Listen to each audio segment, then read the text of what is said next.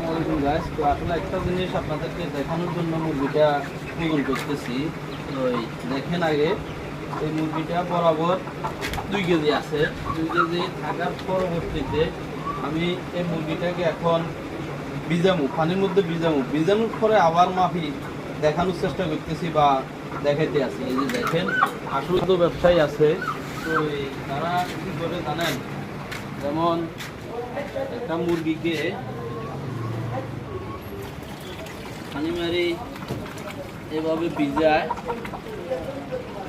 বা ভিজানোর পরে কাস্টমারকে মুরগিটা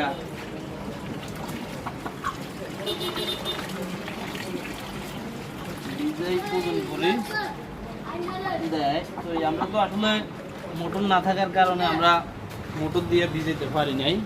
তো এই ট্যাপের মধ্যে পানি দিচ্ছি, পানি দেওয়ার পরে ভিজেছি। সেই মুরগিটা এখন দেখি কতটুকু ওজন হয়। 2 কেজি 150 গ্রাম। আগে ছিল 100, আগে 2 কেজি বরাবর 2 কেজি, আর এখন বর্তমানে 2 কেজি 150 গ্রাম। তার মানে 150 গ্রাম মুরগি এটার গায়ের মধ্যে পানি আছে। তো আসলে আমাদের মতো কিছু অসাধু ব্যবসায়ী আছে যারা মনে করেন এভাবে মুরগিটার কাছে গরম লাগে বা এভাবে বলে মানুষকে ঠকানো হচ্ছে।